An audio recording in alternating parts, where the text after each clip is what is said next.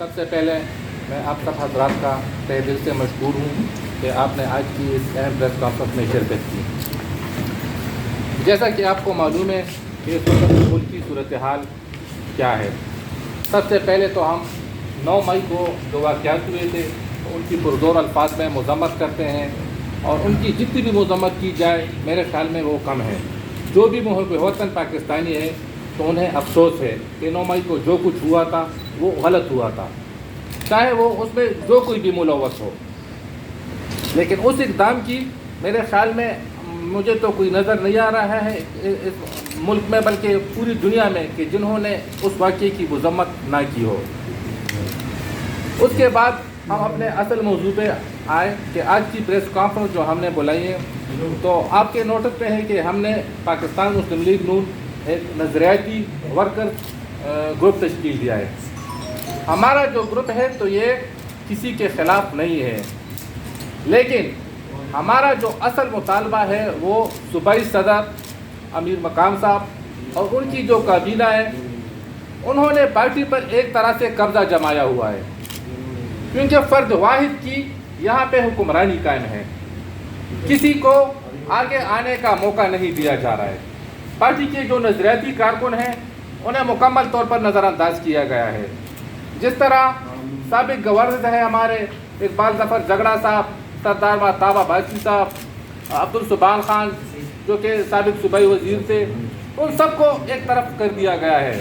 یہاں پہ جو بیٹھے ہوئے ہیں یہ ہم بھی نظریاتی ورکر تھے جنہوں نے پاکستان مسلم لیگ نون کے لیے قربانیاں دی ہیں۔ مشرف کے وقت میں جو کہ ایک سخت ترین وقت تھا ہم پر، لیکن اس وقت ہم نے ہتھیار نہیں ڈالے تھے، ہم میاں محمد نواز شریف اور پاکستان مسلم لیگ نون کے ساتھ کھڑے تھے۔ لیکن جب وہ وقت گزر گیا، حالات بہتر ہو گئے، امیر مقام صاحب کو ہم پر مسلط کر دیا گیا، کیونکہ وہ کسی الیکشن کے ذریعے نہیں آئے ہیں۔ پارٹی میں اگر کوئی صدر منتخب ہوتا ہے، جنرل سیکرٹری منتخب ہوتا ہے، جو دوسرے عہدیدار ہوتے ہیں تو وہ تو پارٹی کے اندر انٹرا پارٹی الیکشن ہوتے ہیں، تو اس کے بعد جو عہدیدار منتخب ہوتے ہیں تو پارٹی ان پر اعتماد کر لیتی ہے۔ لیکن یہاں پر میں بہت افسوس کے ساتھ کہہ رہا ہوں کہ امیر مقام صاحب نے کو ہم پہ مسلط کیا گیا۔ ہم نے انہیں قبول بھی کر لیا، ہم نے کہا کہ چلے پارٹی کی بہتری کے لیے وہ کام کریں گے، لیکن مجھے بڑے افسوس کے ساتھ کہنا پڑا ہے کہ جس وقت ہمارے صوبے میں 35 اور 40 MPAs ہوتے تھے، 10-12 MNAs ہوتے تھے، اب ان کی تعداد 3-4 تک آ گئی ہے، اور اگلے انتخابات میں تو مجھے نظر آ رہا ہے کہ ہمارا مکمل طور پر پارٹی کا خاتمہ ہونے والا ہے، کیونکہ جو حالات سامنے آ رہے ہیں، امیر مقام صاحب نے ایک مخصوص گروہ کو اپنے ارد گرد جمع کیا ہوا ہے، اس میں اکثر ایسے لوگ ہیں کہ جن کے مسلم لیگ نون کے ساتھ تعلق ہی نہیں ہے، ان کی ساتھ مسلم لیگ نون کی رکنیت تک نہیں ہے۔ بڑے افسوس کے ساتھ مجھے کہنا پڑ رہا ہے کہ ابھی جو نگران سیٹ اپ میں انہوں نے پاکستان مسلم لیگ نون کی جانب سے وزیر لیے ہوئے ہیں، تو ان کا بھی مسلم لیگ نون سے کوئی تعلق نہیں ہے، اور ان کے جو ارد گرد بیٹھے ہوئے ہیں، جو انہوں نے درجنوں نائب صدور اور پارٹی کے اندر جو ایڈیشنل جنرل سیکرٹریز اور پتہ نہیں کیا کیا نامزد کیے ہوئے، ان میں سے وہ مجھے وہ بندے بتائے کہ جن کے پاس پارٹی کی رکنیت ہو، کسی کے ساتھ پارٹی کی رکنیت نہیں ہے، سب کو صرف مسلط کیا گیا ہے۔ تو ہمارا مطالبہ یہ ہے مرکز سے، ہم اپنے مرکزی قائدین سے مطالبہ کر رہے ہیں کہ یہاں پہ فوری طور پر ایک نگران کمیٹی بنائی جائے جو کہ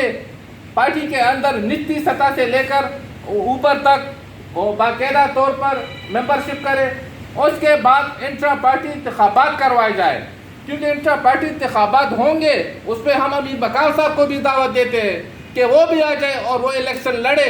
اور ہم بھی اپنے جو ہمارے نظریاتی ورکر تھے ہم بھی ایک منتخب کریں گے صدر کے لیے، جنرل سیکرٹری کے لیے اور دیگر عہدیداروں کے لیے، تو وہ ہمارا مقابلہ کرے۔ اگر وہ جیت گئے تو ہم انہیں بالکل قبول کر لیں گے، لیکن انتخابات بہت ضروری ہے کیونکہ یہ ایک جمہوری طریقہ ہے، اور جمہوری طریقے سے پارٹیاں چلتی ہے، کسی فرد واحد کی حکمرانی سے پارٹیاں نہیں چل سکتی ہے۔ اور میں مرکز سے یہ مطالبہ کرتا ہوں، جو ہمارے پارٹی صدر ہے میاں شہباز شریف صاحب، میاں نواز شریف صاحب، مریم نواز شریف صاحبہ، ہم ان سے مطالبہ کرتے ہیں کہ وہ فوری طور پر مرکز کی ایک کمیٹی تو کم از کم قائم کر دے کہ وہ آئے اور یہاں کے حالات دیکھیں کہ صوبے میں پارٹی تباہی کی جانب جا رہی ہے، اور وہ خاموش تماشائی بنے تماشا کر رہے ہیں۔ تو انہیں چاہیے کہ وہ یہاں پر سب سے پہلے مرکز کی سطح پر ایک کمیٹی بنائے اور یہاں پر آ کر وہ حالات چیک کر لے کہ یہاں پہ کیا ہو رہا ہے۔ پارٹی صرف اخبارات میں نہیں چلتی ہے کہ اخبارات میں مکان صاحب اپنی بڑی بڑی تصویریں پی آئی ڈی کے ذریعے چلا کر وہ دکھا رہے ہیں کہ میں نے پارٹی کے لیے یہ کیا ہے وہ کیا ہے۔ پارٹی کسی ضلع میں نہیں ہے، اور کسی ضلع میں مجھے تو جو جتنے اضلاع ہیں تو مجھے تو کسی ضلع میں نظر نہیں آ رہا ہے کہ ہمارے پاس کوئی الیکشن کے امیدوار بھی ہو۔ پشاور میں چونکہ یہ صوبائی دارالخلافہ ہے، یہاں پر بھی ہمارے ساتھ کسی قسم کا کوئی امیدوار نہیں ہے جو کہ جیتنے کی پوزیشن